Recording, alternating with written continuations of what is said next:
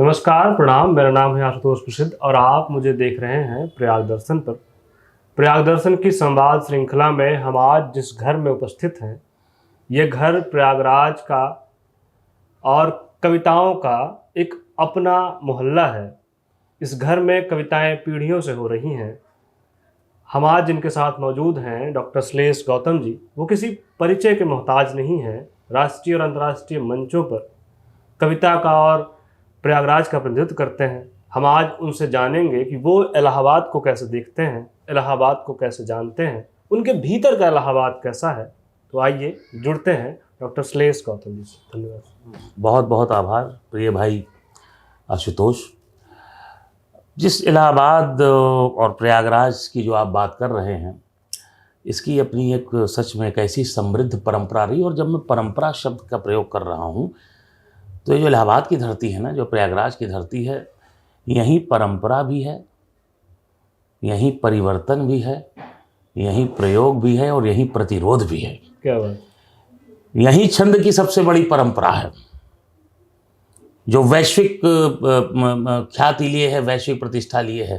पंत, निराला, प्रसाद, महादेवी, फिर आगे चलते हुए उमाकांत मालवीय जी, कैलाश गौतम जी तक आई, और जो आज भी उसी तरह से चल रही है। और यहीं निराला जी ने उस छंद परंपरा को, जहाँ उन्होंने इतना समृद्ध किया, बड़ा किया, नई कविता की भी ज़मीन यहीं हुई। जब छंदों की छटपटाहट, या ऐसा लगा कि शायद हमारी वैचारिकी किसी छंद का मोहताज ना हो जाए, तो उससे छंद का मोहताज नहीं होना चाहिए, क्योंकि विचार तो विचार, कविता उस तरह से जाए। लेकिन फिर भी ये देश भारत है, तो यहाँ तो छंद तो जन्म से पूर्व, मृत्यु के बाद तक है। यहाँ तो जन्म और मृत्यु में भी छंद की परंपरा को जिया जाता है, रोया भी गा के जाता है, ये आप समझिए। ठीक है, खैर हम इलाहाबाद पे आते हैं। निराला, अकबर इलाहाबादी, फिराक, किस किस का मतलब यहाँ पे किस किस का नाम लिया जाए और किस किस को कहा जाए। तो ये बड़ी समृद्ध परंपरा रही। और मेरे लिए सौभाग्य की बात है कि कीर्ति शेष, स्मृति शेष पूज्य पिताजी कैलाश गौतम जी, मुझे उनके पुत्र होने का सौभाग्य मिला। और इलाहाबाद को लेकर के आप देखिए, धर्मवीर भारती जी, मतलब मैं कहाँ कहाँ से याद करूं, तो लंबी चौड़ी परंपरा। हाँ, एक लंबी चौड़ी। तो पिताजी का सन 75-76 के आसपास, उसमें धर्मयुग बहुत बड़ी पत्रिका हुआ करती। तो उसमें छप जाने का मतलब आप एक तरह से एकदम मोहर लग गई कि आप साहित्यकार हैं।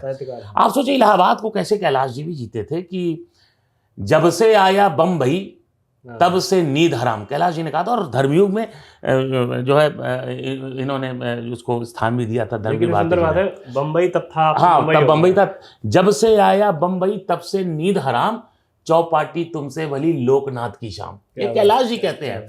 कैलाश जी और भी कहते हैं कि याद किसी की मेरे संग वैसे ही रहती है जैसे कोई नदी किले से सट कर बहती है।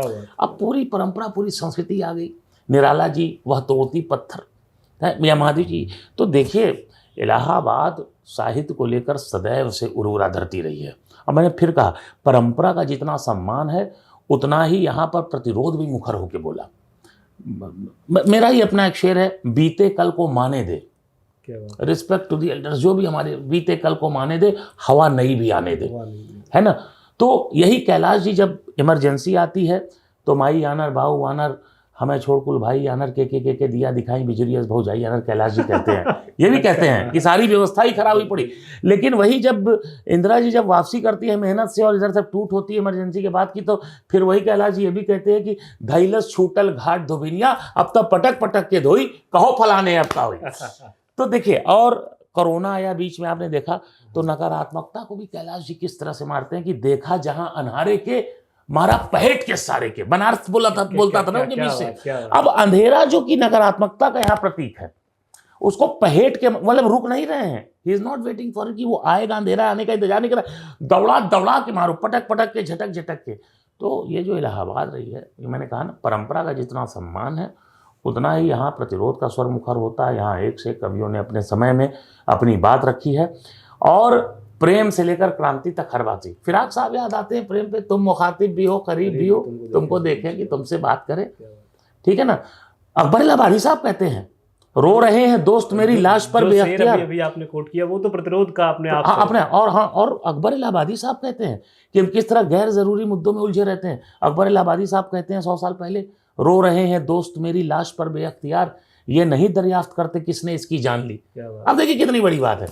तो एक बड़ी ही समृद्ध परंपरा है साहब। और आशुतोष भाई, आपके तो नाम का भी अर्थ शिव होता है, तो यहाँ भी शिव जी भी है उसी तरह।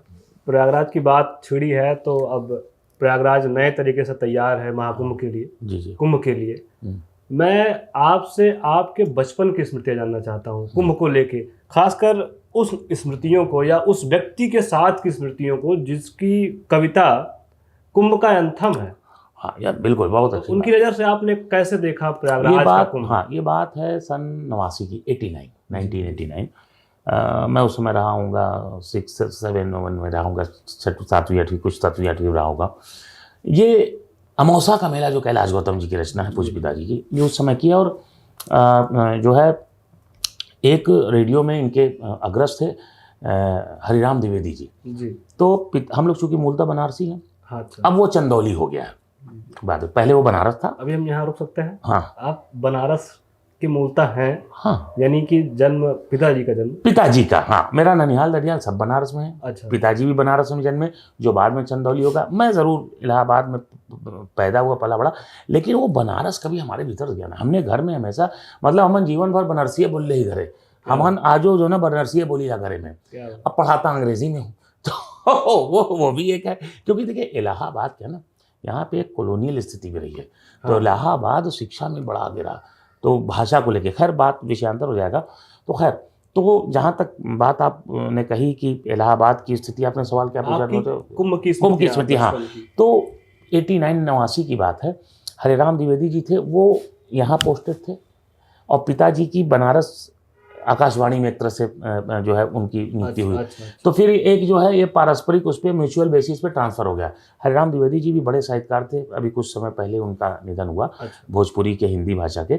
तो हरिराम द्विवेदी चाचा वहाँ चले गए बनारस, और पिताजी इलाहाबाद आके ज्वाइन कर लिए। तो उस समय हरिराम द्विवेदी जी चाचा हमारे यहाँ आए थे, क्योंकि कुंभ का ही समय था। पिताजी उसी समय 89 में ये कविता लिख रहे थे कि भक्ति के रंग में रंग। हाँ, ये अमौसा का मेला कैलाश जी, ये वैश्विक ख्याति की कविता है, आज भी बिल्कुल एंथम की तरह। ये भक्ति के रंग में रंगल गांव देखा, अगल में बगल में सगल गांव देखा, अमौसा नहाए चरल गांव देखा, धर्म में करम में सनल गांव देखा। तो ये अद्भुत कविता थी कैलाश जी की। तो ये 89 की हमें याद है। और हमारी पिताजी की कविताओं की पहली श्रोता अम्मा होती थी। वाह। और अम्मा उसको सच में पास करती। तो और ये बात आपको बताऊँ मैं, कितनी सुंदर बात है। हाँ, मेरी माता जी, क्योंकि वही पहली श्रोता होती थी। और उस दौर ऐसा था साहब, धर्मयुग, साप्ताहिक हिंदुस्तान, संडे मेल, दिनमान, न जाने कौन कौन सी पत्रिका, अच्छी पत्रिकाएं। हाँ, एक से। तो घर समृद्ध था व्यवहारिक रूप से। किसी की एकेडमिक एजुकेशन या फॉर्मल एजुकेशन कैसी रही, औपचारिक, उसकी बात नहीं थी। बात ये थी कि उसको माहौल क्या मिल रहा था, समझ कितनी। हाँ, हम लोगों ने ये सब बचपन में सब पढ़ा। तो खैर, तो अम्मा पहली श्रोता होती थी। और अम्मा ने जो कविता पास की, समझिए वो जन कविता हो गई, कालजयी रचनाएं हो गई। तो ये उनमें से एक रचना थी जो सबसे पहले हमारी माता जी ने सुनी। अच्छा, लेकिन शायद इसीलिए कहा भी जाता है ना कि महिलाएं ही जन को लेके चलती हैं।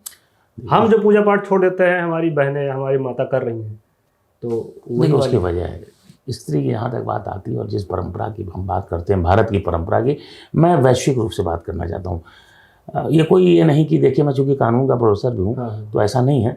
ये नहीं कि हम कोई बड़ा चढ़ा के बोल रहे हैं, पर स्त्री का अंश जब भी इस दुनिया को, इस समाज को, इस सृष्टि को बनाने में निकलेगा, तो पुरुष से थोड़ा ज़्यादा ही निकलेगा। इससे ज़्यादा और मैं कुछ नहीं कह सकता, है ना। तो स्त्री एक साथ न जाने कितने कोनों को और कितने रिश्तों को, कितने संदर्भों को बांध के, बना के और लेकर के चलती है। ये हमारी आपकी सोच के परे है। पुरुष का योगदान कम नहीं है, लेकिन मैंने कहा थोड़ा सा ज़्यादा ही निकलेगा। अगर आप उसको बहुत ही टाइट मार्जिन में भी देखें तो 51% स्त्री के पक्ष में मैं दूंगा, 49 उसमें। तो लेकिन फिर अगर 51 जिधर होता तो कहा जाता है कंपनी तो उसी के नाम हुई ना एक तरह से। तो वो तो मेरी माता जी ने सुना, और हरिराम द्विवेदी जी थे उसमें। और इस कविता में पिताजी ने, जैसा कि कैलाश जी के साथ शुरू से था, अमौसा का जो मेला है, आप जानते हैं कि हर वर्ष प्रयागराज में हर वर्ष माघ मेला लगता है। माघ के महीने में वो माघ मकर का योग बनता है, सूर्य का योग बनता है, सारी चीज़ें। तो रेती पे कल्पवास होता है 1 महीने का, और उसमें हर 6 महीने पे अर्धकुंभ होता है और 12 महीने पे कुंभ होता है, महाकुंभ जिसे अब हम कहते हैं। तो उसमें एक सबसे बड़ा स्नान पर्व होता है अमावस्या। ठीक है ना, जी। जो माघ महीने की अमावस्या को 15वीं तारीख को होती कृष्ण पक्ष की, हाँ। तो उस पर वो सबसे बड़ा मेला होता है। तो कैलाश जी की उस रचना में वो देश के किसी भी हिस्से के मेले की स्थिति हो सकती है, किस तरह से आदमी तमाम अपनी मजबूरियों में भी है सब कुछ, लेकिन आस्था के प्रति इतना वो आस्थावान है, इतना उसे अपनी संस्कृति पे, अपनी परंपरा पे, अपनी लोक चेतना पे, ठीक है ना, अब उस पर इतना इसका लोक विश्वास है, ठीक है, उसकी इतनी लोक आस्था है कि उस ठंड में खुले में सब लोग सोते हैं, सब भगवान का नाम लिए रहते हैं। देखिए व्यवस्था होती, मैं फिर कहूँगा सरकारें हैं, पुलिस है, प्रशासन, सब कुछ, लेकिन साहब ऊपर कहीं एक है जो मैनेज कर रहा है। आस्था एक इतनी भीड़, आप सोचिए ना, उसी प्रयागराज की इलाहाबाद की आबादी आए दिन इस शहर की मूल आबादी से क्रॉस कर जाती, बढ़ जाती है। ये कोई मजाक बात नहीं है, और कहीं कोई ऐसी अप्रिय स्थिति नहीं होती। तो शासन प्रशासन सत्ता तो करती है, लेकिन हमें लगता है आम जनता के साथ साथ जो ईश्वर है, वो हमें लगता है कि असली सीसीटीवी, असली निगरानी ईश्वर की है, जो कहीं कुछ होता होगा तो चुपके से इतना सही कर देता होगा कि हमें पता ही नहीं चलता होगा। बिल्कुल। तो ये हम बात दर दर घूम के निकल गई, मैं फिर से घूम रहा हूँ कि आप अपने बचपन के बारे में मुझे बताएं। अच्छा। आपने कैसे देखा? आप भी तो गए रहे होंगे कैलाश जी के साथ मेले में। हाँ, मैं उनके साथ जाता था, तो मेरे लिए सौभाग्य की बात थी कि देश भर के बड़े बड़े कवि सारे सब कुछ, उसी समय हम लोग नीरज जी जैसे बड़े कवि और भी जितने भी, मतलब सब लोग बहुत एक से एक वरिष्ठ कवि थे उस समय, रचनाकार, उनसे मिलना होता था, साधु संतों से मिलना होता था। इसी रीति पे अब हमें उतनी तो तब समझ नहीं थी, हाँ। लेकिन फिर शंकराचार्य जी होते थे, आचार्य होते थे, और ये सारे लोग होते हैं। तो हम लोगों को पिताजी जब ले जाते थे, जाता तो मैं खास तौर से अपने बचपन की बात अगर मैं कुंभ से लेकर के या माघ मेले से रिलेट करूं, हाँ। तो हम लोग अनिवार्य रूप से मतलब बराबर जाते थे। तो कहीं ना कहीं गंगा जी के प्रति, पर्यावरण के प्रति गंगा जी का मान सम्मान करना है। वो सिर्फ पानी नहीं है, वो सिर्फ पानी नहीं है, वो हमारे लिए जीवन है, जीवन मूल्य है गंगा जी, ये हमें समझ में आता था। हमें पिताजी ले जाते थे, हम लोग नाटक नौटंकी देखते थे, वहाँ यही सब कथाएं होती थी, सिखाया, हम लोग सुनते थे, जो एक नर्चरिंग होती है ना कि हाँ भैया घर में कैसे रहना है, माता पिता, घर, संबंध, हमें कैसे है, क्या है, सब कुछ। अब वो संत महात्मा होते तो उनके पास उठते बैठते थे, तो वहाँ पे देवताओं की, भगवान की, देवी देवताओं की कहानियाँ, हमारे इतिहास की, ये सारे, तो कहीं ना कहीं एक जो हमें व्यवहारिक प्रशिक्षण दिया जाता था। तो ये तो मैं कुंभ की बात कर रहा हूँ। वैसे घर की अगर बात करूँ तो बड़े अलग अलग अजीबोगरीब किस्से भी हैं साहब।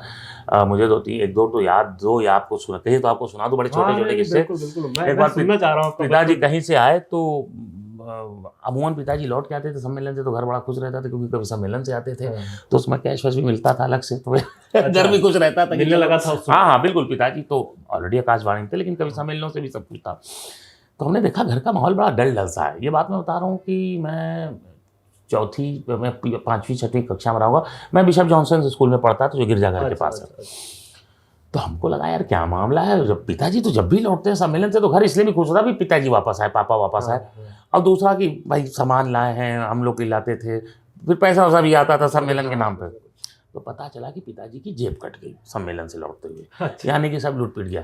तो हमको बड़ा लगता था, पिताजी का एक बड़ा अंदाज होता था उठने बैठने का, जिस तरह से घिरे रहते थे सबके, तो कहीं ना कहीं मैं बिल्कुल एक आइडियल रोल मॉडल की तरह उनको देखता था।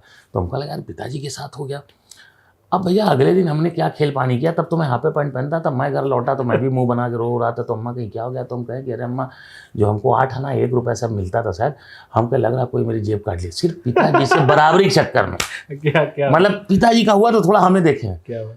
तो अब लेकिन वो दौर ऐसा था, पिताजी को तो हम लोग तो टीवी चलती बंद कर देते थे देख के। तो अब पिताजी ने जब थोड़ा सा अपना असर ऐसे करके दिखाया, तो बस थोड़े में ही हमें टूटना था, कितनी देर हम रह पाते। इतना ही होता है। तो हमने कहा कि हाँ, अरे फिर हमने बनारसी में कहा कि देख ली कि जो ना कि जेब कट गई, तम के लगल कि फिर हम बताए थे कि हमरो जेब हम कम थोड़ी आई, ये मैंने बताया। फिर उसके बाद हमारी कुटाई हुई, फिर उसके बाद ठीक हुआ। हाँ, तो सिर्फ वो एक बार ऐसी था। उस समय के खेल बहुत अलग थे आशुतोष भाई। हाँ। हम लोग गोली भी खेलते थे, पतंग भी उड़ाते थे, गुल्ली डंडा खेलते थे।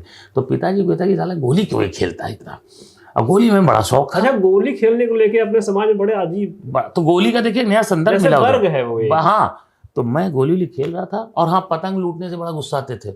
अच्छा। हम पतंग लूटते नहीं थे, लेकिन दोस्त यार थे तो वो लूटते थे, उनके साथ दौड़ना पड़ता था। हम उनको मना कर दे क्या कि यार पतंग, अब पिताजी कहते थे ये सब तुम क्या कर रहे हो।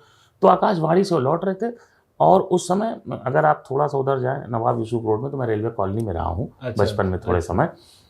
तो वहाँ पे शेरवानी फैक्ट्री हुआ करती थी, ये सारी चीज़ें। तो वहीं पे हमको पिताजी ने देख लिया गोली खेलते हुए।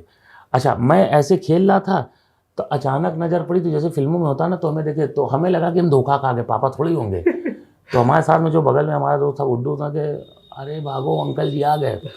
भाई साहब, आज तक हमने सुना था गोली चलाई जाती है ना, गोली मारी जाती तो सुना था, लेकिन गोली फेंक के मारी जाती है ये मैंने पहली बार देखा।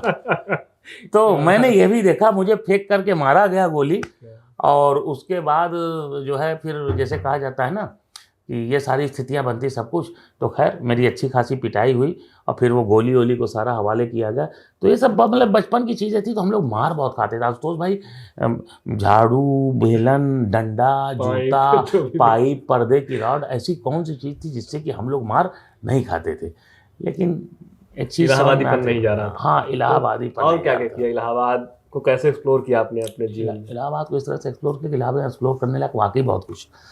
जैसे फल चुराने का बड़ा मज़ा हुआ था बचपन में आता था। फल चुराने का कहाँ कहाँ चुराए हैं भाई? हर जगह। और फिर बाद में जब हमने अपने घर में लगाया, जब ईटा पत्थर आने लगा, तो मैं तो खुद ही दूसरों को कहता था, जो अपने हम और लड़के थे, कि भाई तुम आ जाओ, तुम तोड़ के ले जाओ। तब हम नहीं समझते थे दीवार फान जाना, ऐसा सारा सब आइडिया नहीं था उस समय। तो हम लोग तो मतलब अब आपको कैसे बताएं, सारे बिजली के पोल और उस जमाने में पतंग तो उड़ाते थे, एक लंगड़ खेलते थे हम लोग। जैसे एक ईंटें या वैसा बांधा हम लोगों ने और उसको फेंका, उसने अलग से फेंका, जैसे खींचा खींची की लड़ाई। तो रेलवे जो इलेक्ट्रिक पोल होता था, वो पोल जाम हो जाता था, सोचिए हम लोग के लंगड़ से। कैसे? मतलब डोरियां फंस जाती थी ना पतंग के साथ, वो उसकी वजह से। तो उसी पे फेंकते थे, कभी उस पोल पे लगा, कभी उस पोल पे लगा। और लोगों के यहाँ से फल तोड़ने के चक्कर में हाथ पैर भी टूटा है, छिला है, सब कुछ हुआ है। लेकिन फल तोड़ के जो भागने का जो नशा होता था, उसको मैं आपको बता नहीं सकता। तो ये सब चीज़ें लेकिन अब कम हो गई। कौन कौन सी गली में फल तोड़ा है आपने? बहुत थोड़ा, उसकी एक अलग कहानी है। और फिर समय रहते ये बताया गया कि बेटा ऐसे नहीं दीवार फांदी जाती, ऐसे किसी के यहाँ फल नहीं तोड़ा जाता। तो फल तो टूटता था, लेकिन हमारी भी तोड़ाई होती थी। तो हम लोग पिताजी से मार बहुत खाए हैं। न जाने कितनी बार घर से निकाले गए कि चल खेलता रहता है, ये है वो है, तो खुरपी दे के निकाल देते थे, जाओ ऐसे घास छीलो, ये करो वो करो। क्रिकेट खेलते थे तो बहुत ज़्यादा खेलते थे, तो कई बार पिताजी गुस्साते थे कि सिर्फ खेलोगे ही कि कुछ और करोगे। तो हम लोग अपने खेलने की जो किट विट होती थी, जो या पैड वैड, जूता उता खेलने का, वो किसी और के यहाँ रखते थे। लेकिन प्यार अद्भुत था भाई पिताजी। और 9th के बाद आशुतोष भाई, उन्होंने यहाँ तक मुझे फ्री कर दिया कि कपड़े भी मैं अपनी पसंद के चुनता था। अच्छा, आपको कब उनकी आभा का आभास कब हुआ कि ये इतने बड़े जन्म के कवि हैं, लोग इनको इतना प्रेम दे रहे हैं, इतनी इनकी कविताएं पढ़ी जा रही हैं? आपको विनम्रता से बताना चाहूँगा, क्योंकि मेरे घर का ऐसा माहौल था कि हम लोग उस दौर से ही शेर व शायरी, कविताएं, गीत, गज़ल, कहानी ये सब पढ़ते थे। उसके साथ साथ हमारे यहाँ कल्याण पत्रिका आती थी जो धार्मिक थी, और ये सारी चीज़ें सब कुछ। और घर का माहौल ऐसा था। तो पिताजी क्या हैं, मेरे लिए तो पिता थे। हाँ। लेकिन ये बात देखते देखते समझ में आती, उनकी कविता पढ़ के हम लोग खुद उनके फ़ैन होते जाते थे। मेरे पूछने का अर्थ भी ये था ना कि जैसे हाँ, अपने पिता को ना अपने पिता की तरह देखते हैं। वो बहुत बड़ा आदमी भी हो, बहुत छोटा आदमी भी हो, एकदम हमारे लिए तो पिता है, पिता। लेकिन वो कुछ विशेष थी, ये बात मुझे एहसास हो गई थी। क्योंकि वो जिस तरह से लिखते पढ़ते थे, अच्छा उनके पास आडंबर नहीं था। आप आज भी कैलाश जी के बारे में पूछते, मैंने पिताजी पे दोहा लिखा। एक आपको बताना चाहता हूँ कि कैलाश गौतम जी क्या थे। धरा कभी छोड़ी नहीं, छू कर भी आकाश। क्या बात? धरा कभी छोड़ी नहीं, छू कर भी आकाश, अजर अमर तुम हो गए कविता के कैलाश। क्या बात, बिल्कुल। तो ये मेरी भावना थी पिताजी के प्रति। और पिताजी को हम इस बात का एहसास था कि पिताजी कुछ एक अलग है, एक विलक्षणता है। ये बात हम लोग बहुत, ये मुझे तो कम से कम बहुत अर्ली स्टेज में समझ में आ गई थी उनकी रचनाओं से, और उनके जिसे कहते थे कि व्यवहारिक ज़िंदगी से, उनके व्यवहार से, किस तरह से वो लोगों के लिए आतुर रहते थे काम आने के लिए। जब उनका निधन हुआ था ना, तो ये मेरा वाक्य था कि वो कभी कैलाश जी किसी को ना नहीं कहते थे। इसीलिए असमय ही सही, अगर उनके द्वारे जब आया होगा मौत का दूत यमराज, कहा होगा कि कैलाश जी चलना, तो उनका हाँ भाई चलो, उन्होंने उसको भी मना नहीं किया। और इसको उसी सकारात्मकता से हम लोगों ने लिया कि उनके 2-3 मित्रों की भी उसी समय डेथ हुई थी, निधन हुआ था। तो हम लोगों ने कहा कि शायद यहाँ अकेला महसूस कर रहे थे, तो उधर की महफिल जाके जमी है। तो कैलाश जी का, पिताजी का, मेरे लिए पिता भाई, जाहिर सी बात है पिता तो पिता ही है। लेकिन ये बात समझ में आ गई थी कि ये एक अलग स्थिति वाले व्यक्ति हैं। जिस तरह की उनकी रचनाएं थी, उनका आभा मंडल था, और इतने बड़े व्यक्तित्व होने के साथ साथ वो इतने विनम्र थे। गलत बात का हालांकि बहुत प्रतिरोध करते थे, ऐसा नहीं है, लेकिन उनकी जो कविताएं थी, उनका जो उठना बैठना था, जो लोग बाग हम देखते थे, जो उनकी चेतना, जो उनकी संवाद क्षमता थी, ये तो मुझे समझ में आ गया था। मैं मंच भी देखता सुनता था, जाता नहीं था, लेकिन ये तो समझ में आ जाता था कि अगर फिल्टर करेंगे तो कैलाश जी कहाँ ठहरते। तो उनकी विलक्षणता का एहसास था। आपने जब पहली बार कविता लिखी और उसके पाठक कौन थे? सबसे पहले तो हमने अम्मा को ही हमने भी सुनाई। अच्छा। और ये बात है सन 90-91 में एयरफोर्स में रहा हूँगा, तभी मैंने लिखी थी। व्यंग्यात्मक कविता थी, उसी में बड़ी स्थितियाँ हुई थी। उसके पहले कुछ आंदोलन हुआ था, तो देश गर्त में धंसा जा रहा, कहाँ गए तुम राम, पाप पुण्य को पिए जा रहा, कहाँ गए तुम राम। ऐसे ऐसे करके मैंने कविता की बड़ी लंबी सी लिखी। तो पिताजी कह के अरे भैया खत्म भी होगी। तो मेरा लिखना पढ़ना बहुत पहले हो गया था। हाँ, मुझे एक बड़े भैया हैं, देश के बड़े गीतकार हैं, यश मालवीय जी, मैंने उनको कई बार अपनी कविता सुनाई, बहुत संकोच से, बहुत लाज से। एक्चुअली मैं जहाँ जाता था तो लोग कहते थे अच्छा तुमने लिखी है, ऐसे। पिताजी को मैं नहीं बताना चाहता था, क्योंकि एक दो जगह गए तो वो हो गया कि नाम उनका, तो लोगों को लगता था ऐसा तो नहीं है कि भाई कैलाश जी का। तो लोग पूछे अच्छा आप गौतम में आपने और किसको सुना इलाहाबाद में हो? तो मैं 2-3 नाम लेता था पिताजी का। मैं सोचता था कि बताऊंगा तो यार वहाँ फिर वो फ़ोन कर देंगे कि आपका बेटा आया था तो ये है वो है। तो फिर मैं कहता था नहीं, तो मैं तो उनका ही बेटा हूँ। मुझे पूछते थे लोग, तो कई लोग कहते थे अरे आप क्या कहते हैं कि अच्छा ठीक है दे दीजिए। तो फिर मुझे लगा कि नहीं ठीक नहीं है। तो विश्वास आप करिए कि मैं सामान्यतः उस समय सांध्य दैनिक आता था, दूसरे अखबारों में देता था, जहाँ मुझे ये नहीं कोई पूछे कि किसके हो, ड्रॉप करके मैं चला आता था, वो छप जाती थी। अब वो कितनी प्रति जाती थी मुझे नहीं, लेकिन मुझे मालूम था कि वो छाप देते हैं। फिर देश के बहुत बड़े साहित्यकार और संपादक रविंद्र कालिया जी थे, मिड-90s में। एक अखबार यहाँ से निकलता था, गंगा यमुना। तो मैं जब उनके पास गया तो उन्होंने कुछ कविताएं मेरी सुनी भी नहीं और बड़ी शाबाशी दी, लेकिन उन्होंने कहा कि बेटा देखो कैलाश जी कविता लिख रहे हैं तो बेहतर होगा कि अगर तुम मुझे कुछ गद्य में दे सकते हो क्या, कुछ प्रोज में रिटन। तो मैंने फिर उनके आदेशानुसार, उनके कहे अनुसार मैंने 5-6 लेख दिए थे। गंगा जमुना में उन्होंने मुझे, आप समझिए कि मिड-90s में मेरे 6-7 आर्टिकल छापे थे। ये बड़ी बात थी, कितनी उदारता थी। तो आज भी मैं रविंद्र कालिया जी को प्रणाम करता हूँ, और ममता कालिया आंटी जी तो अभी हैं ही हैं। ममता कालिया जी देश की इतनी प्रख्यात उन्होंने तो किताब भी लिखी, जीते जी इलाहाबाद। हाँ जीते, हाँ उसमें उन्होंने जिक्र भी किया, मेरा भी जिक्र किया उस संदर्भ के हवाले से। मैं बड़ा मतलब ऋणी हूँ, कृतज्ञ हूँ आदरणीय ममता जी का। जी जी जी, अक्स, हाँ उसमें रविंद्र कालिया जी के जी जी जी पूरा। तो इलाहाबाद के, अरे भाई तो देखिए हम लोग क्या गोष्ठियाँ होती थी। अब गोष्ठियाँ, उस दौर में गोष्ठियों का दौर था। आपको विश्वास नहीं होगा, देश के बड़े से बड़े साहित्यकार आते थे और ऐसे दरी चादर इस तरह से बिछ जाती थी। मेरे घर की बात बता रहा हूँ, अपने घर की।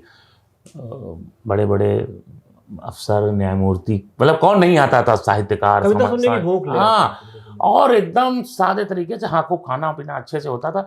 और कालिया चाचा जी लोग का तो मतलब कितनी कितनी बार मैं क्या ही बोलूँ। और यहाँ क्या क्या गोष्ठियाँ होती थी साहब, मैं आपको क्या बताऊँ। नीरज जी जैसे कभी कितनी बार घर आए गए, कितना बेटे। आज स्मृति शेष नहीं है, शारदा सिन्हा जी का जब आना हुआ, जब मैंने प्यार किया के रिलीज़ के पहले तक की बात होता, उसके बाद भी। तो कहने का अर्थ है कि यहाँ पे बड़े बड़े लोग, कविता और साहित्य, कला, संस्कृति के लोग आते रहे और हम लोगों को पूरा माहौल मिला यहाँ गोष्ठियों पे। बल्कि में गोष्ठियाँ इतनी होती थी कि फिर अम्मा ने कहा 1-2 बार, हमारी 2 बड़ी बहनें हैं। अच्छा। अब एक गाजियाबाद में, एक मेरठ में। तो अम्मा ने कहा कि अरे गोष्ठी है वही कि शादियों ब्याह का सोचवा। हाँ, वो तो मतलब बड़ा नाराज हुए पापा कि अरे ये वो अलग विषय, इससे क्या मतलब, ये है वो है। लेकिन फिर उनको भी लगा कि चलो इधर ध्यान देते। तो गोष्ठियाँ होती थी और पूरी दुनिया भर का चिंतन होता था और एक आत्मीयता का भाव था। सब लोग मिलते जुलते थे इसी बहाने। तो आज भी देखिए, मैं आज भी है स्थिति ठीक है, लेकिन वो दौर एक अलग था। तो हमको एक पूरा भरा पूरा माहौल मिला। लेकिन एक बात बता दूं, अभी पिताजी के जीते जी कोट, हाँ, कैलाश गौतम जी के जीते जी मैं कविता के मंच पे नहीं चढ़ा था, थिएटर किया था मैंने। अच्छा। हाँ, आदरणीय मंजुल वर्मा जी जो NSD के ग्रेजुएट थे, मंजुल वर्मा जी और रेडियो के बड़े अधिकारी थे, तो उनके नेतृत्व में, उनके निर्देशन में 94-95 की बात है, मैं इंटर में था लगभग। तो उस समय मैंने खूनी वैशाखी नाटक किया था, जिसमें शहर के बड़े सीनियर थिएटर के लोग हैं, कलाकार हैं, वो आपको बताएंगे। हम लोगों ने साथ काम किया था, 94-95 की बात है। लेकिन कविता का मंच कैलाश जी ने जीते जी मैं नहीं चढ़ा था। अच्छा, हाँ, वो दुनिया जहान को उन्होंने बहुत कारण क्या रहा होगा उसका? वो आपकी इच्छा या नहीं, मैं तो लिखता था, हाँ, लेकिन मैं संकोच में पिताजी को उतना सुनाता नहीं था। और दूसरा, पिताजी कहते थे तुम अपना पढ़ लिख लो, जो अपना वो काम करो, मंच पे नहीं। इतने लोगों को पिताजी मंच पे लेके, पिताजी जीते जी मैं मंच पे नहीं था।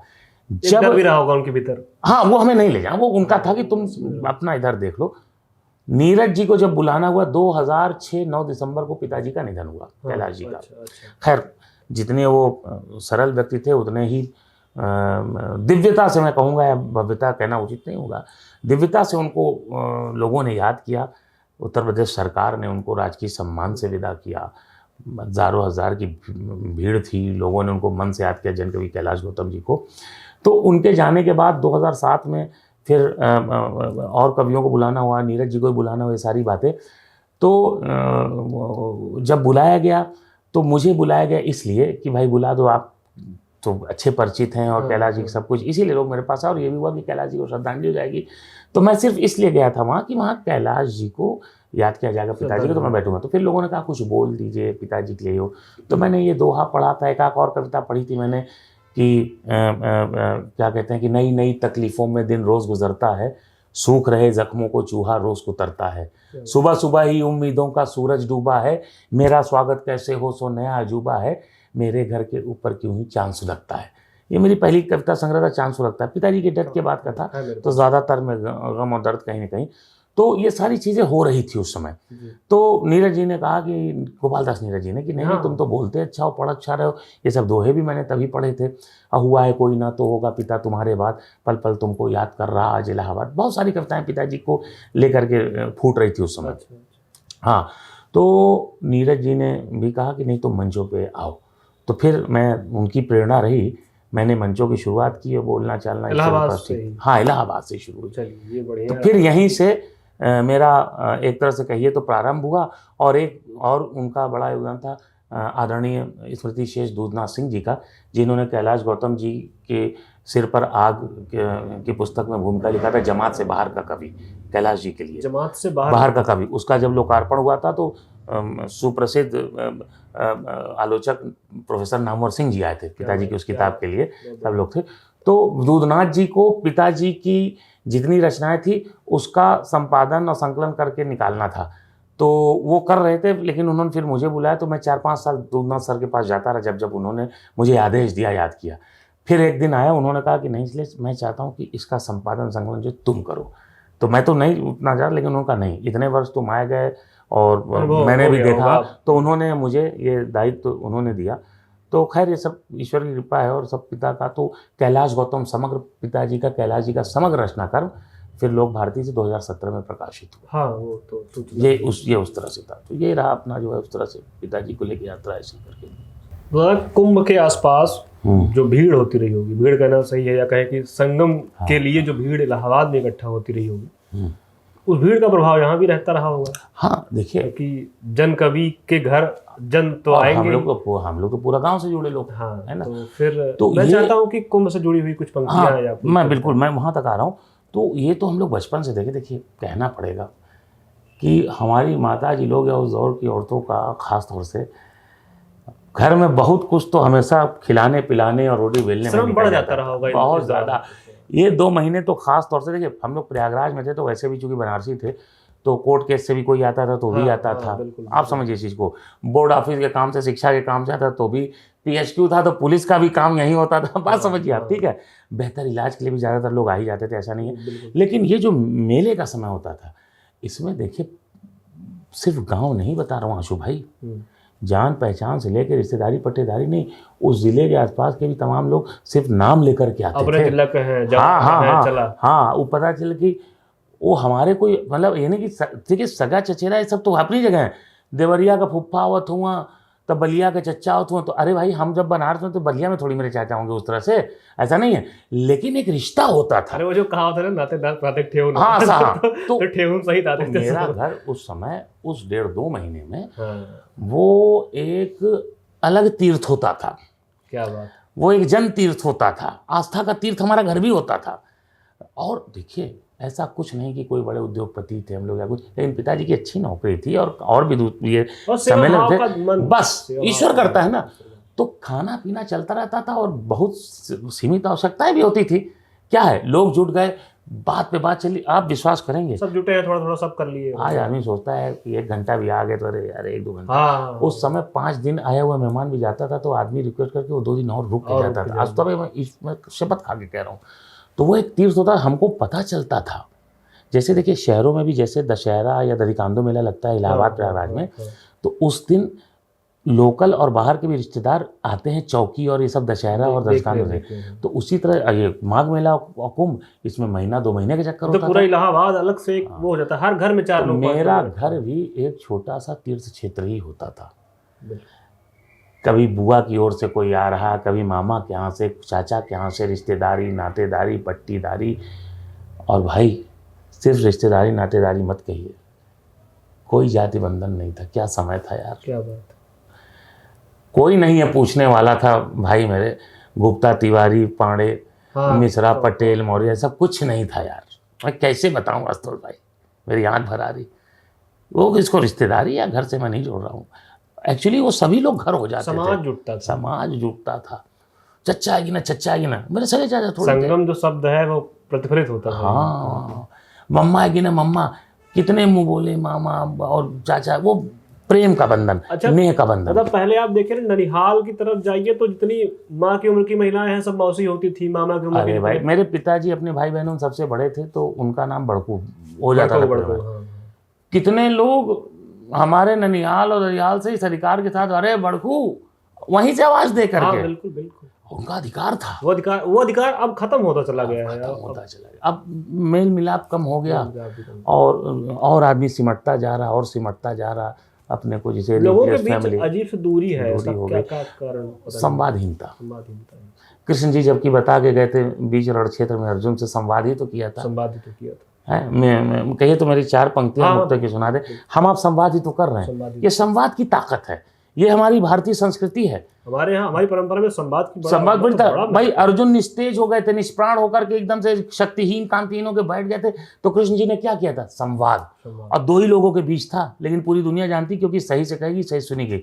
हम आप संवाद कर रहे हैं ना आशुतोष भाई, तो संवाद ही है जो दुनिया तक ले। मैं 4 पंक्ति मेरी है, मेरा एक मुक्तक है कि छीड़ हो चुकी काया को भी उठकर चलते देखा है, टूट रहे बल और मनोबल को भी संभलते देखा है।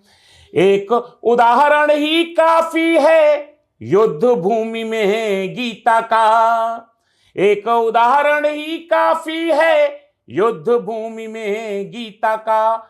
संवादों की ताकत से इतिहास बदलते देखा है। तो ये संवादों की ताकत है। तो संवादहीनता क्या करती है? जो चीज नहीं होती है उसको प्रश्रय देती है, उसको बढ़ावा देती है, नकारात्मक विचार पैदा करती है। बिल्कुल। अब संवाद ही नहीं, 2 लोग मिल के बात कर लिए होते तो कितने मसले हल होते। तो ये इसीलिए है।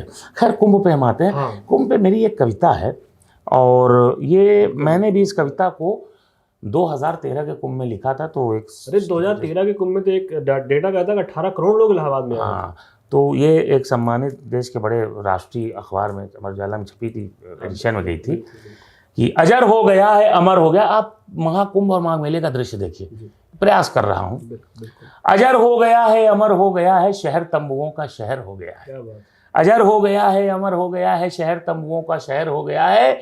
महाकुंभ की आस्थाओं में डूबा ये लाखों करोड़ों का घर हो गया है। महाकुंभ की आस्थाओं में डूबा ये लाखों करोड़ों का घर हो गया है। अच्छा, अब थोड़ा सा कुछ सरकारों से प्रचलन चला है, तब नहीं था। न कोई निमंत्रण न चिट्ठी न पाती, वो सब निकल जाता था, है ना। सब लगन चिट्ठी पर सब निकल आता था पहले से, सब जो है उससे। न कोई निमंत्रण न चिट्ठी न पाती है, चारों दिशाओं से पर भीड़ आती। न कोई निमंत्रण न चिट्ठी न पाती है, चारों दिशाओं से पर भीड़ आती। लिए आस मन में ये संगम नहाए, मिले पुण्य दुख और दरिद्र भगाए। लिए आस मन में ये संगम नहाए, मिले पुण्य दुख और दरिद्र भगाए। और अब ये शब्द शायद हट गया है पेशवाई, लेकिन एक शब्द जुड़ा करता था, वो अखाड़ों की उस ग्रैंडनेस को दिखाने के लिए कि अखाड़ों की सज धज लिए पेशवाई, अखाड़ों की सज धज लिए पेशवाई, महाकुंभ की जिसने रौनक बढ़ाई, महाकुंभ की जिसने रौनक बढ़ाई। नागाओं का संयम उल्लास देखो, नागाओं का संयम उल्लास देखो, रेती पे रमता कल्पवास देखो।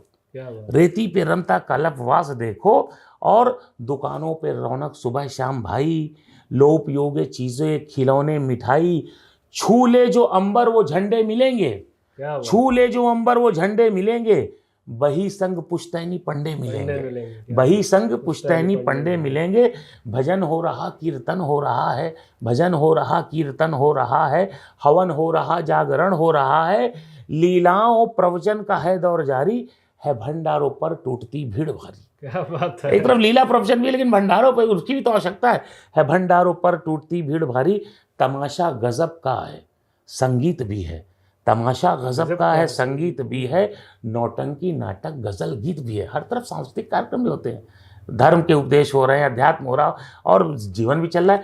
तमाशा गजब का है संगीत भी है, नौटंकी नाटक गजल गीत भी है, उमंगों में डूबी सनी रीत भी है, उमंगों में डूबी सनी रीत भी है, कि आंखों में पलती नई प्रीत भी है। ये दर्शन भी है, आंखों में पलती नई प्रीत भी है। और यहाँ लेटे हनुमान जी हैं। हाँ। तब मैं कहना चाहता हूँ कि श्रद्धा अद्भुत अनोखे से भगवान जी हैं, अद्भुत अनोखे तो है हनुमान जी वहाँ पे, अद्भुत अनोखे से भगवान जी हैं, जो लेटे हुए श्री हनुमान जी हैं। क्या बात। अद्भुत अनोखे से भगवान जी हैं, जो लेटे हुए श्री हनुमान जी हैं। धरा त्याग की है श्री आनंद की है, धरा त्याग की है श्री आनंद की है, ये सत्संग समर्पण सदानंद की है, ये सत्संग समर्पण सदानंद की। और आखिरी पंक्तियां जो आ रही, जिस पे कहा जाता है भीड़, जिसे सिर्फ भीड़ कहा जाता है, सिरों को नहीं भाव सागर को देखो, don't count heads only, they are not only heads. ये आस्था में डूबी हुई आत्माएं हैं। सिरों को नहीं भाव सागर को देखो, धरा पावनी पीयूष गागर को देखो। क्या बात। सिरों को नहीं भाव सागर को देखो, धरा पावनी पीयूष गागर को देखो, किसी लोक में ऐसा रेला ना होगा, किसी लोक में ऐसा रेला ना होगा, महाकुंभ ये माघ मेला ना होगा, महाकुंभ ये माघ मेला ना होगा। अब इसी कविता के खत्म होने के साथ मैं एक सवाल इसी से जुड़ा हुआ पूछता हूँ। जी। कैलाश गौतम जी का तो गीत अमावस्या का मेला सबके लिए कालजयी रचना है, कालजयी रचना है। लोग हम अपने बचपन से सुनते आए हैं, हमारी मम्मी गाती है उसको। क्या बात है। मामा हमारे पढ़ते चढ़ाते हैं, कभी कभी हमको कुछ कुछ बातों को लेकर उसमें बहू का जिक्र आता है जब वो चढ़ती है। मैं आपसे जानना चाहता हूँ कि कुंभ को लेके और कुछ ऐसे जनगीत लिखे गए हो जिनकी आपकी जानकारी हो, या कैलाश गौतम जी के ही ऐसे कुछ गीत हो जो प्रकाश में नहीं रहे? नहीं, और लोगों ने भी ज़रूर कुछ न कुछ लिखा ही है, सब कुछ है। अब एक नहीं, मेरे आपके हाथ में नहीं, न स्वयं कैलाश जी के हाथ में कि कौन सी कविता जनगीत हो जाए, जन के बीच इतनी प्रतिष्ठा इतनी लोकप्रियता पा जाए। आज वो वैश्विक ख्याति की कविता है, कालजयी कविता है। इनफैक्ट कैलाश जी ने बहुत लिखा है। कैलाश जी ने गंगा जी पे लिखा, और राम जी का संदर्भ है, केवट जी का संदर्भ, उन्होंने भोजपुरी में रामायण भी लिखी बहुत हद तक। हाँ, वो कैलाश गौतम समग्र जो 3 भागों में मेरे ही संपादन में आई, उसमें है। तो कैलाश जी ने इस पर मतलब कुंभ पे तो जो उनकी अमावस्या का मेला तो है ही है, उसके अलावा उन्होंने गंगा जी पे, गंगा की बात क्या करूँ, गंगा उदास है, उन्होंने गंगा की वस्तु स्थिति पे भी लिखा। कैलाश जी ने महिमा के साथ साथ समाज को चेताया, यही कवि का धर्म है। कवि युग धर्म होता है और युग के परे भी होता है, वो कालातीत है। बिल्कुल। कवि की रचना किसी एक दिन काल से बन के मतलब हर रचना तो नहीं, लेकिन बहुत सी रचना किसी काल से भी बन के नहीं रहती, वो कालातीत होती हैं, क्योंकि उसकी उपयोगिता, उसकी समकालीनता, उसकी उपादेयता तब भी बनी रहती है। आज भी हम कचहरी याद करते हैं कैलाश गौतम जी की। बिल्कुल है। तो उसी तरह गंगा है, तो गंगा की उन्होंने गंगा की स्थिति पे, अब देखिए कचहरी कविता तो अब ज़्यादा प्रासंगिक हो गई, अब ज़्यादा और प्रासंगिक हो गई, ठीक है ना। तो अब जैसे गंगा जी की अभी आज दिन हम लोग पढ़ते रहते हैं, अभी हाल फिलहाल की बात है कि प्रयागराज में भी बहुत साफ सुथरी स्थिति नहीं है। तो मुझे अपना भी एक शेर याद आ रहा है कि अपना दुख किससे कहे किसको बताए गंगा, अपना दुख किससे कहे किसको बताए गंगा, इतनी ही मैली है कहाँ जाके नहाए गंगा। अब ये पीड़ा है। तो कैलाश गौतम जी ने गंगा की पीड़ा को, गंगा की बात क्या करूं, गंगा उदास है, वह जूझ रही खुद से और बदहवास है, ये भी कैलाश जी ने लिखा है। बिल्कुल। उन्होंने समय की विद्रूपता और विषमताओं को सीधे सीधे एड्रेस किया है, बिना लाग लपेट के। वो आंखों में आग डाल के बात करने वाले निडर और साहसी कवि थे कैलाश गौतम जी। तो जहाँ एक और उन्होंने उस महिमा को बखाना है, उस श्री परंपरा को याद किया, तो अमावस्या के मेला में भी तो आप देखिए ना, एक व्यवस्था में फंसा आदमी, लास्ट में क्या है कि फटल हुए कुर्ता, टूटल हुए जूता, खलित्ता में खाली किराया का बूता, बिहाने मसहरी मसहरी का चिंता, बहिनिया का गौना बिहाने बिहाने कचहरी कचहरी का चिंता है, बहिनिया का गौना मसहरी का चिंता, ठीक है। और ये करके जो उन्होंने कहा है कि मतलब वो आदमी पूरा एक परिदृश्य निर्माण करते हैं, फंसा हुआ आखिर में आया है। इस समाज के अंत का आदमी जो है, एक निचला तबका का आदमी जो फंस गया है, वो फिर भी देखिए सबको ले आ रहा है, आस्था जो है वो लोक आस्था का सम्मान कर रहा है। लेकिन जब घर का पूरा परिवार वहाँ नहा रहा है, कोई कुछ सामान खरीद रहा है, तो वो जो व्यवस्था जो आदमी ले आया है, जो उसका मुखिया घर का, कि फटल हुए कुर्ता टूटल हुए जूता, खलिता मानी जेब में खरीदता में खाली किराया कबूता, गदोरी में सुरती मलत जातुओं करता है। तो उस समय उसको बहन के गौने की शादी की चिंता है, मसहरी की चिंता है, कचहरी की चिंता है। तो कहने का अर्थ है कि वो सच कैलाश जी वहाँ पे भी नहीं छोड़ते हैं, उस सच को भी वहाँ पे ले ही आते हैं कैलाश जी। तो उनकी कविताओं में उनका समय बोलता है, सच बोलता है और बेबाकी से बोलता है। हम संवाद के जिस स्तर पर अभी पहुँचे हैं, हमारा मन है कि मैं आपसे इस मुद्दे में बात करूं। कुंभ लगातार बदलता रहा, इसका एक लंबा चौड़ा इतिहास है, परंपरागत इतिहास भी है और श्रुति इतिहास भी है। आज आप जिस कुंभ को देख रहे हैं, कैलाश जी ने दूसरे कुंभ को देखा जिनमें जल बोलता है, आप जिस कुंभ को देख रहे हैं उसमें माध्यम बोलती हैं, डिजिटल यंत्र मैं बोलना बिल्कुल बोलता। आज अब तो स्लोगन भी लगे हुए हैं सड़कों पे, डिजिटल कुंभ। तो अब के कुंभ का बाजारीकरण हुआ, जन की सहभागिता घटी है, मुझे ऐसा महसूस होता है। आपका अनुभव क्या कहता है इस मुद्दे को लेकर? बहुत विनम्रता से कहूँगा आशुतोष भाई कि आज भी हमारा प्रयास इसे दिव्य कुंभ का करना होना चाहिए, भव्य कुंभ पीछे होना चाहिए। क्या बात है। कुंभ को भव्यता के कारण समेटने में कहीं ना कहीं कुंभ की जो आत्मा है, जो कुंभ का श्री है, आप समझ रहे हैं ना, या जिसे कहा जाए कि जो कुंभ की मौलिकता है वो कहीं ना कहीं कॉम्प्रोमाइज़ हो रही है। देखिए मैं इसलिए कहना चाहता हूँ, चकाचौंध ऐसी न हो कि कुछ दिखाई न दे। देखिए रोशनी नहीं हो तो दिखाई नहीं देता, लेकिन चकाचौंध में तो कुछ नहीं दिखाई देता। तो कुंभ दिव्य रहे ज़्यादा अच्छा है। मैं फिर कह रहा हूँ, जो सरकार, गैर सरकारी प्रयास, सरकारी प्रयास, शासन प्रशासन, उसके प्रयासों को मैं पूरा साधुवाद है, मैं पूरे समर्थन में, सब कुछ है। लेकिन कुंभ का जो मैं कहना आत्मा, हाँ, कुंभ का श्री, कुंभ की मौलिकता, जो जो जो जो जो जो जो जो जिस कारण कुंभ कुंभ है, कुंभ अपने उस वैचारिकी के अमृत की वजह से अमृत कुंभ, दर्शन का, धर्म का, जो एक जो धर्म है, अध्यात्म है, ठीक है, तो जो ज्ञान विज्ञान की जो हाँ जो परंपरा है जो हमारी कुंभ की ना, वो ऊपर आनी चाहिए। हमारा ज्ञान क्या, हमारा दर्शन क्या, हमारी विशेषता क्या, हमारी संस्कृति क्या, हम उस पे देखिए, हम चकाचौंध के पीछे जब भागे हैं ना, तो बाजार तो अपने हिसाब से चलेगा और हम बाजार के रोल को कभी इनकार नहीं करेंगे। मैं फिर वही कह रहा हूँ, बिल्कुल ठीक है, माध्यम हो सकते हैं। जैसे आज की डेट में हम अंतर्देशीय या पोस्ट कार्ड से आपको संदेश भेजे तो हम बेवकूफ़ होंगे, बिल्कुल, बिल्कुल। और ये क्या है, अव्यवहारिक है। अव्यवहारिक चीज़ कभी नहीं चलती, ये लिख के ले लो, समाप्त हो जाएगी। लेकिन माध्यम बदल जाए, कंटेंट कहाँ से बदल जाओगे यार, कंटेंट क्यों बदल रहे हो? तो क्या हमने माध्यम बदल दिया? अब आज 1 सेकंड में अगर ईमेल जा रहा है तो हमें ईमेल में हमें लिखना क्या है, पत्र में, उस पत्र की मूल भावना तो पत्र की होनी चाहिए ना, माध्यम ही तो बदला है ना। सुंदर बात कही आप, है ना। तो कुंभ को दिखाने और कुंभ के कहने का माध्यम बदल सकता है डिजिटल, लेकिन वो बात तो कुंभ की कहे ना, वो हमको हमारी महान संस्कृति, हमारी महान परंपरा, उसका दर्शन, उसका बोध कराए। देखिए शिक्षित होना बहुत सामान्य बात है। जैसे एक शिक्षक है, he can be a very good teacher of a particular subject और अ पर्टिकुलर लेसन। वो सिर्फ शिक्षक है। गुरु कब बनता है? जब वो सही गलत और विवेक का दर्शन कराता है, हमको दिशा बोध कराता है, हमको मार्ग बोध कराता है, हमारे भीतर के जिस अस्तित्व को जो पहचान कराता है, वो गुरु कहलाता है। तो कहने का अर्थ है कि ये सिर्फ ऐसा ना हो कि ये ऊपर ऊपर से हो जाए, इसका तक तो नहीं मरना चाहिए। बिल्कुल। कुंभ की सजावट अच्छी बात है, रास्ते सुंदर हो, सब अच्छा कर लो, नींव कमजोर नहीं होनी चाहिए, नींव कमजोर नहीं होनी चाहिए।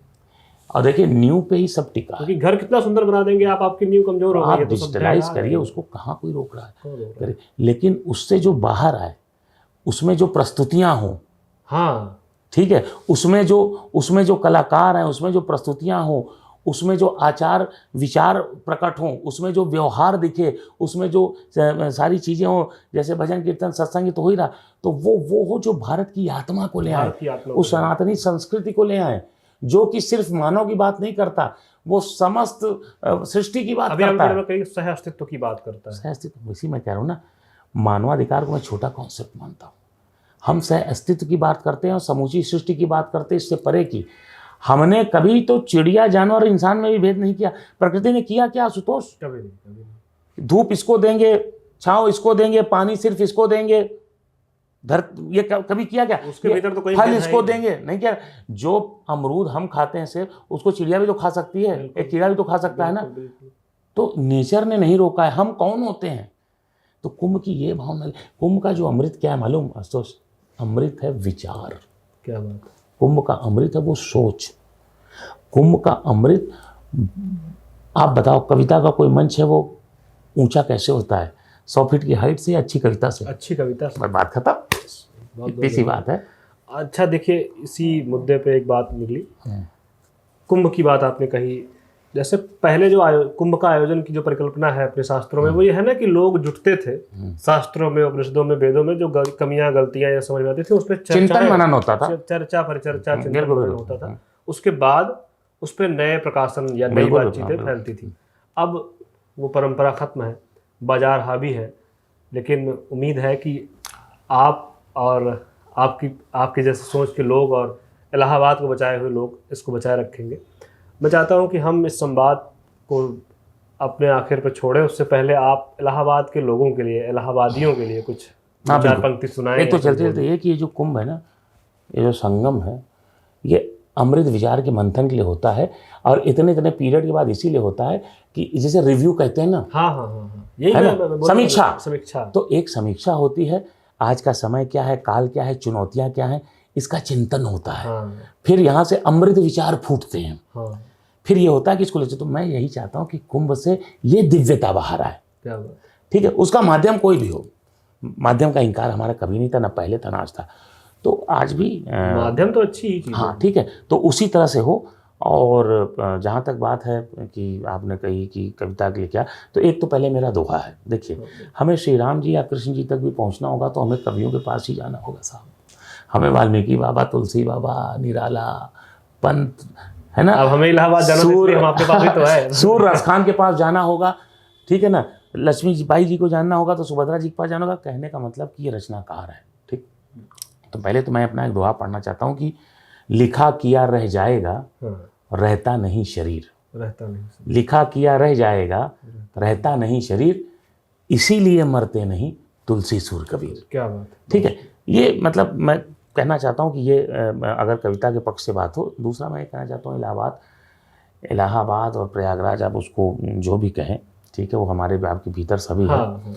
मैं बस इतना कहना चाहता हूँ, और ये मेरा प्राण वाक्य रहा है, मेरी 4 पंक्तियाँ, ये आपके लिए भी उतनी ही लागू हैं जितनी मेरे लिए भी।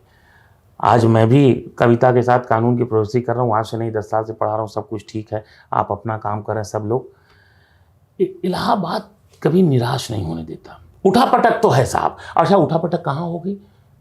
यहाँ जीवंतता होगी, यहाँ सब सजग होंगे। आप समझिए, इसका बड़ा श्री भी निकलता है, बहुत अच्छी चीज़ें निकलती है। तो इलाहाबाद, और ख़ास तौर से इलाहाबाद में इतने युवा आते हैं, इतनी तैयारी करते हैं। मैं भी विधि के छात्रों को पढ़ाता हूँ, सब कुछ। मैं आपसे, अपने से, पूरी दुनिया से, इलाहाबाद से भी सबसे आग्रह करते हुए 4 पंक्तियाँ देना चाहूँगा कि यही जज्बा रहा तो मुश्किलों का हल भी निकलेगा। क्या बात। इलाहाबाद का अर्थ और कुंभ का अर्थ क्या है? सकारात्मकता। कुंभ का अर्थ क्या है? सर्जनात्मकता। ये कुंभ का अर्थ है। यहाँ सब कुछ सर्जनात्मक और सकारात्मक होता है। नकारात्मकता का स्थान, अगर कोई नकारात्मक आएगा भी तो सकारात्मक होकर लौटेगा, कोई विध्वंसक आएगा तो सर्जनात्मक होकर लौटेगा। आप समझ रहे ना? ठीक। और कोई असंवेदनशील आएगा तो संवेदना के साथ लौटेगा। तो 4 पंक्तियां मैं प्राण पंक्तियां देना चाहता हूं अपनी। यही जज्बा रहा तो मुश्किलों का हल भी निकलेगा। यही जज्बा रहा तो मुश्किलों का हल भी निकलेगा। जमी बंजर हुई तो क्या, वहीं से जल भी निकलेगा। न हो मायूस न घबरा अंधेरों से मेरे साथी, इन्हीं रातों के दामन से सुनहरा कल भी निकलेगा। क्या बात है। और एक देखिए वही है, थोड़ा सा लालच आ जाता है। कुंभ की बात हम कर रहे हैं, गंगा माँ की बात होती है, राम जी को निषाद राज ने पार करा था। जिस राम जी सबकी नैया पार करते हैं उनको निषाद राज पार ले गए थे। तो मैं कानून में भी बच्चों को पढ़ाते हुए कहता हूँ कि थोड़ा सा भी हम रामायण से सीख लेते तो आज 3/4 केसेस नहीं होते। हाँ, कुर्सी के छोटी-छोटी लिए, मार प्रॉपर्टी के लिए, धन संपदा लालच के लिए। और देखिए कैसा हमारे राम जी धन्य थे। राम जी भी धन्य थे कि उनको माता सीता और लक्ष्मण शत्रुघ्न भरत जैसे भाई थे। 4 पंक्तियों से मैं एंड नोट करूंगा। अगर ये थोड़ा सा भी मेरी बात कहीं पहुंचे, ये कुंभ का ही आप समझ लीजिए कि मैसेज है कि भाई इन सब से ऊपर उठो, तुम किस परंपरा के संवाहक हो। तब मैं कहना चाहता हूं, पुरखों ने जो निभाई हमें चाहिए, पुरखों ने जो निभाई हमें चाहिए, त्याग की वो कमाई हमें चाहिए। राम घर घर में हो प्रार्थना है मगर, राम घर घर में हो प्रार्थना है मगर, एक भरत जैसा भाई हमें चाहिए। बहुत बहुत धन्यवाद, बहुत बहुत बहुत धन्यवाद। धन्यवाद आपका। आपने इलाहाबाद को नए दृष्टिकोण से देखने का अवसर दिया। प्रयागराज और इलाहाबाद के बीच की एक लकीर पे लंबी बातचीत हुई। हम चाहेंगे कि हम इस संवाद श्रृंखला में फिर दोबारा आपसे जुड़े। आप फिर इलाहाबाद के साथियों को, प्रयाग दर्शन को अपने वक्तव्यों से, अपनी बातों से फिर सिंचित करें। हम फिर दोबारा आपसे जुड़ेंगे। तब तक के लिए धन्यवाद सर। बहुत बहुत आभार, धन्यवाद।